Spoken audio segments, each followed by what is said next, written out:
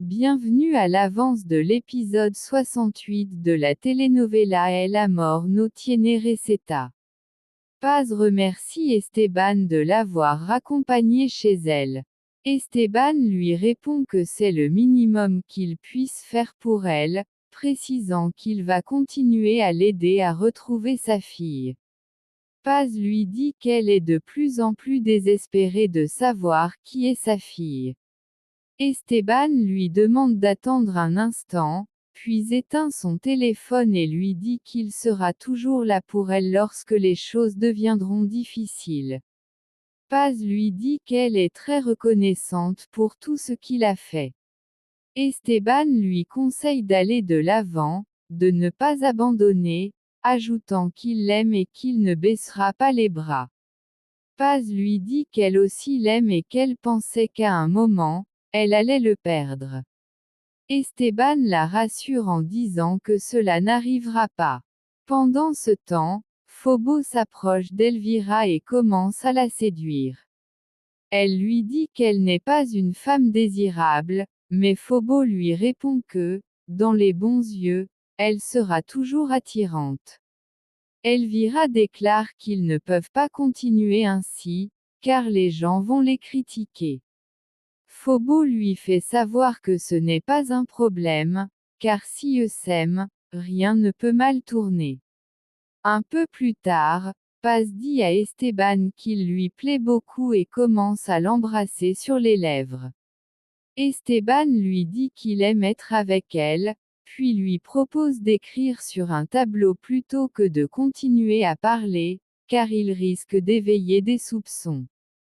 Chacun écrit alors les jolis sentiments qu'il ressent pour l'autre, et à la fin, Esteban assure à Paz que rien ni personne ne les séparera. De son côté, Ginebra demande à Moro de rester tranquille un moment, afin que, lorsqu'Esteban et Paz se détendront, ils puissent les attaquer de plein fouet. Moro lui conseille plutôt de se rapprocher de Matx, car si elle continue à trop côtoyer Paz, la situation va devenir plus compliquée. Ginebra s'exclame qu'elle trouve incroyable que cette gamine soit justement la fille de ces pleurnicheuses du groupe de Paz.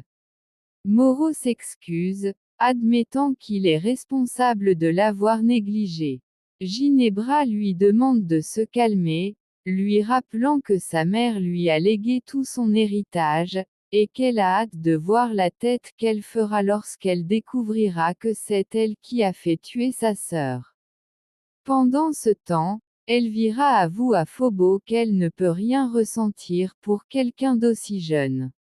Phobo lui répond qu'il n'est pas si jeune et lui propose de sortir un jour pour mieux se connaître. Elvira s'éloigne, disant qu'elle ne peut pas sortir avec un homme plus jeune. Phobo s'approche d'elle et lui dit qu'elle est la magie de l'amour, ajoutant que leurs différences rendent leur relation précieuse. Elvira lui dit qu'il ne peut pas lui parler d'amour, mais Phobo assure qu'il ne lui parle qu'avec sincérité. Il finit par lui avouer qu'il est très amoureux d'elle. En même temps, Paz écrit à Esteban sur le tableau qu'elle est heureuse de voir qu'il l'aime aussi. Esteban lui répond qu'il sera toujours là pour l'aimer et la protéger pour toujours. Paz lui confie qu'elle a peur que Ginebra lui fasse du mal. Esteban lui dit de ne pas s'inquiéter, car il fera tout pour trouver le point faible de Ginebra. Paz le remercie de son aide, mais lui avoue qu'elle ne sait plus où chercher sa fille. Esteban lui propose qu'ils continuent ensemble, car s'ils persévèrent, ils pourront tout surmonter. Paz s'approche de lui et lui murmure à l'oreille qu'ils méritent tous deux d'être heureux. Esteban approuve et ils s'embrassent. Plus tard, Elvira ouvre la porte de sa chambre en disant à Phobo qu'il est temps d'aller dormir. Phobo enlève sa veste et lui demande de quel côté du lit elle va dormir. Elvira est choquée. Phobo rit et lui dit de ne pas mal interpréter, ajoutant qu'il c'est qu'il doit aller dans sa propre chambre, mais qu'il ne dormira probablement pas, car il repensera à tout ce qu'il vient de se passer. Elvira lui demande de ne pas parler de ça. Phobo la prend par la taille et lui souhaite une bonne nuit. Lorsqu'il part, Elvira ferme la porte et sourit, heureuse de sentir qu'elle peut aimer à nouveau. De retour chez lui, Esteban, très heureux, repense au baiser passionné qu'il a échangé avec Paz. À ce moment, Ginebra l'interroge sur l'endroit où il était. Esteban répond qu'il n'a pas de compte à lui rendre. Ginebra insiste, disant qu'il devrait le faire, car il regrettera la mort d'un innocent. Elle ajoute qu'elle le trouvera toujours, où qu'il aille, et le met en garde, qu'il ne joue pas avec elle, car il ignore qui sera sa prochaine victime. Esteban lui demande d'arrêter et veut savoir pourquoi elle fait tout ça, alors qu'il lui a tout donné. Ginebra lui répond que ce n'est pas seulement ça, sa mère lui a aussi laissé tous ses biens sans qu'elle ait à bouger le petit doigt. Elle l'avertit de se préparer à l'aimer tôt ou tard, car elle y parviendra. Pendant ce temps, Mireia demande à Paz à quoi elle pense, car elle ne peut pas dormir. Paz lui répond qu'elle est heureuse qu'elle et Esteban soient à nouveau ensemble, même si elle s'inquiète encore de l'endroit où se trouve sa fille. Le lendemain, Paz dit au revoir à Matx et lui explique qu'elle pourra venir les voir quand elle le voudra. Matx s'excuse d'avoir été désagréable. Paz lui demande de ne pas s'en faire, car maintenant elle va vivre avec sa nouvelle famille, où elle sera très heureuse. Elle lui conseille aussi d'aimer beaucoup sa mère, car elle n'est pas responsable de ce qui est arrivé. Mireia intervient et lui conseille de ne plus jeter la nourriture par terre. Tout le monde la soutient pour qu'elle continue d'avancer. Peu après, Fermine conduit Matx chez sa mère, Sana, qui, très heureuse, court vers sa fille et la prend dans ses bras. De son côté, Felipa demande à Kenzo ce qu'il fait chez elle, lui rappelant qu'il a une ordonnance restrictive prononcée par le juge. Kenzo la supplie de le laisser au moins voir ses enfants de loin. Felipa le regarde et lui dit d'assumer les conséquences de ses actes. Lupita remarque que Salomon est très bien habillé et lui demande où il va. Salomon lui répond qu'il se rend à l'entreprise de Don Esteban pour chercher du travail. Lupita lui dit qu'il doit d'abord en parler à Paz, pour s'assurer qu'il n'y ait pas de problème à travailler pour cette famille. Paz intervient et affirme qu'elle n'a aucun problème avec ça, car elle sait que ce travail aidera sa fille. Salomon est très heureux et annonce que Gala lui a donné une seconde chance pour être avec lui. Tout le monde applaudit et se réjouit pour lui. Paz lui rappelle qu'avoir un enfant demande beaucoup de responsabilités, et lui demande s'il est prêt à travailler plus dur pour s'en sortir. Salomon répond que oui. À ce moment, Paz reçoit un appel de Sana, qui lui dit avoir une bonne nouvelle, ce qui surprend tout le monde. Pendant ce temps, Ginebra entre dans la chambre de ses enfants et leur demande de boire un verre de vitamine avant que la cuisinière n'apporte le petit déjeuner. Chacun prend un verre, mais Ginebra choisit soigneusement celui qu'elle veut donner à chacun, remettant à aider un verre différent des autres. Plus tard, Paz arrive à l'hôpital et demande à Sana ce qu'elle veut lui dire d'important. Sana lui montre la scène. Une de ses collègues apparaît avec 2 bébés dans les bras. Elle s'approche de Paz pour la remercier de tout, en lui expliquant que la marche qu'elle avait organisée a été très utile pour qu'elle puisse récupérer leurs enfants. Paz est émue et leur dit qu'elle est très heureuse pour elle.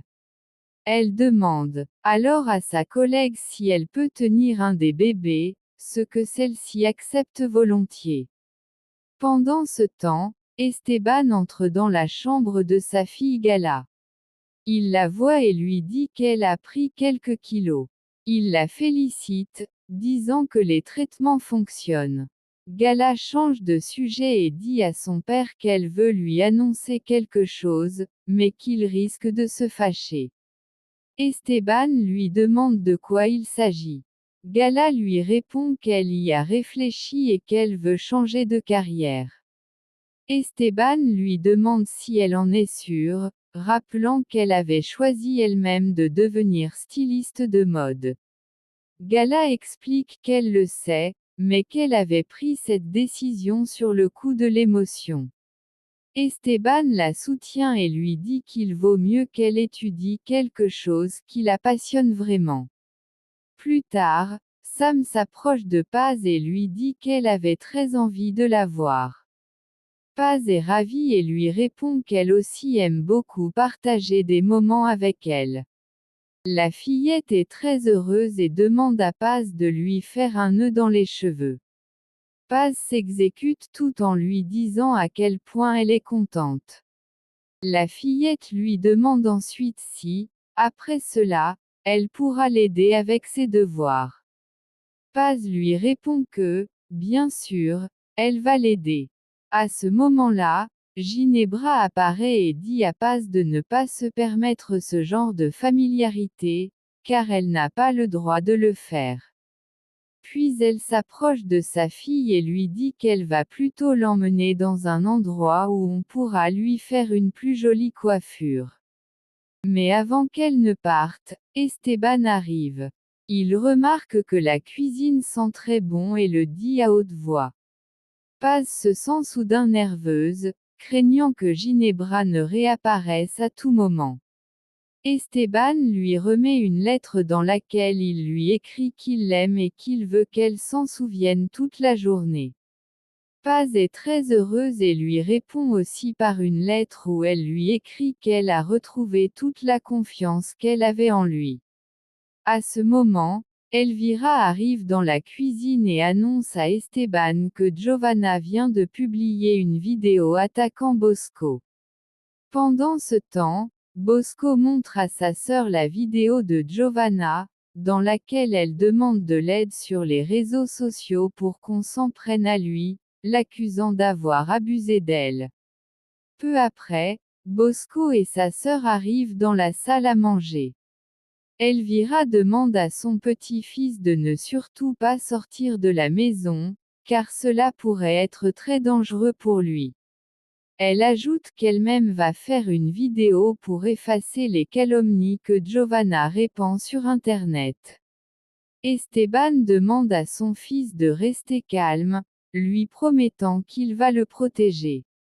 Mais Ginebra intervient et dit à Esteban qu'il devrait plutôt laisser sa mère s'en occuper, car, étant mère, elle sait mieux comment gérer ce genre de situation.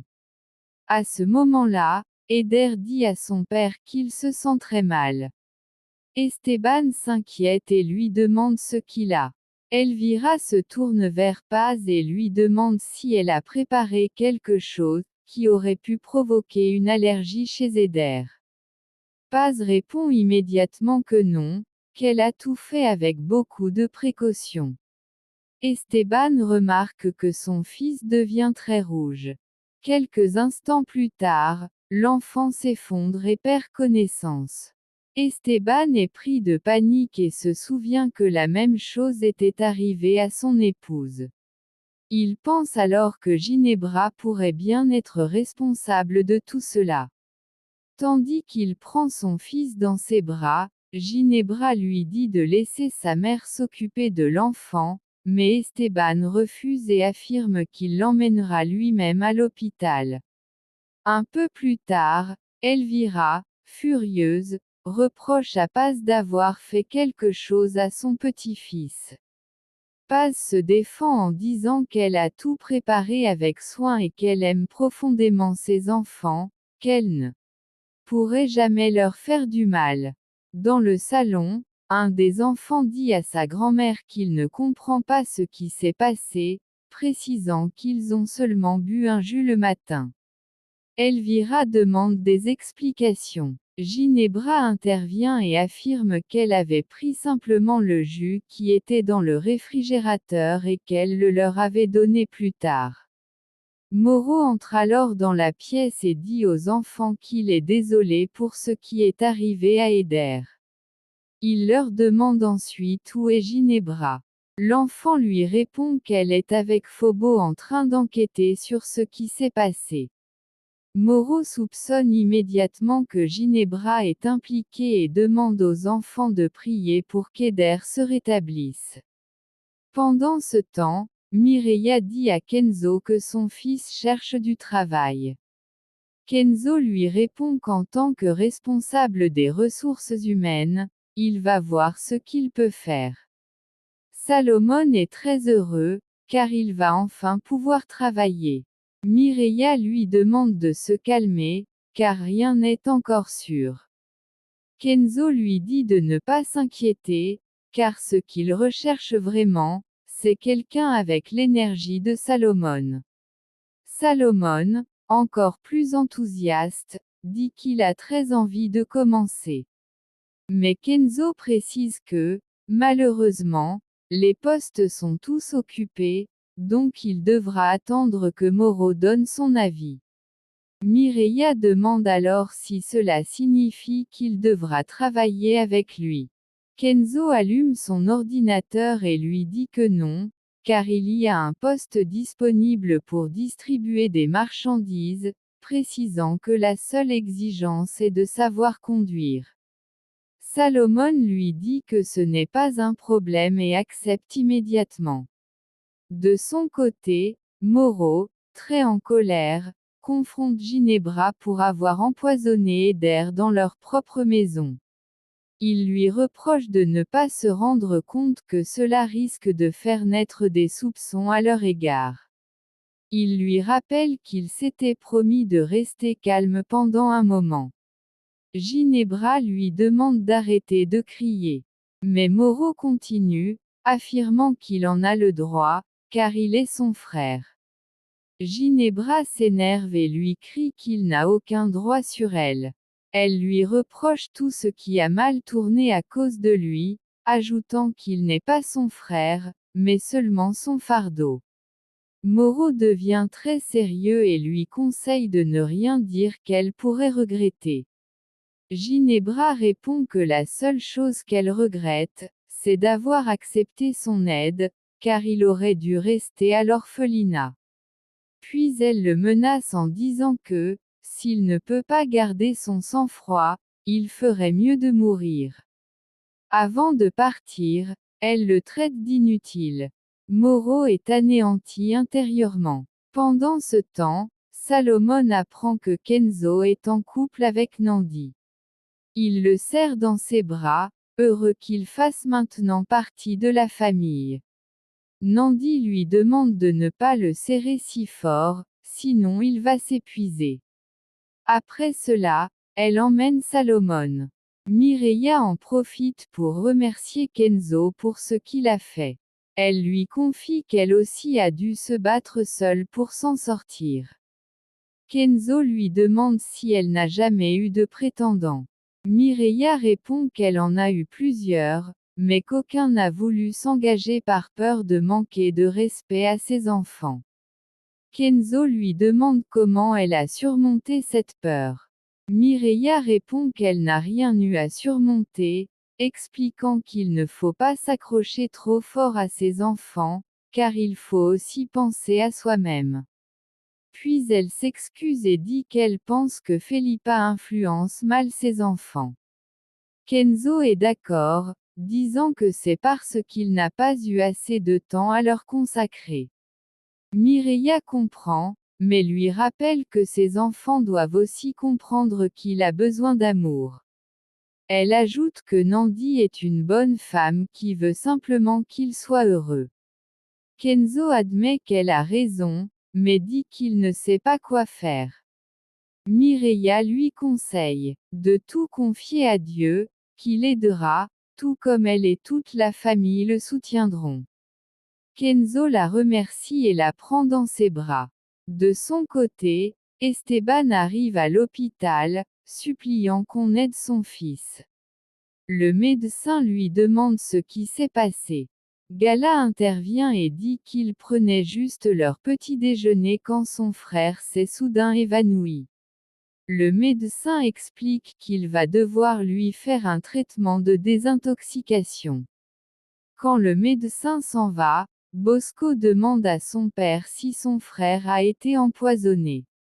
Esteban comprend que s'il avoue que Ginebra est responsable, toute la famille sera en danger. Il décide donc de ne rien dire. Bosco, très triste, dit que son frère est fort et qu'il s'en sortira. Pendant ce temps, Elvira, furieuse, s'emporte contre la réceptionniste parce qu'elle refuse de lui donner des nouvelles de son petit-fils. Paz intervient et explique que la réceptionniste ne fait que son travail, lui demandant de ne pas crier. La réceptionniste ajoute que, de toute façon, seul le médecin pourra leur donner des informations. Elvira se fâche encore plus et dit qu'elle ne va pas payer pour tout ça. À ce moment, Bosco et Gala arrivent. Elvira les interroge immédiatement sur ce qui est arrivé à Eder.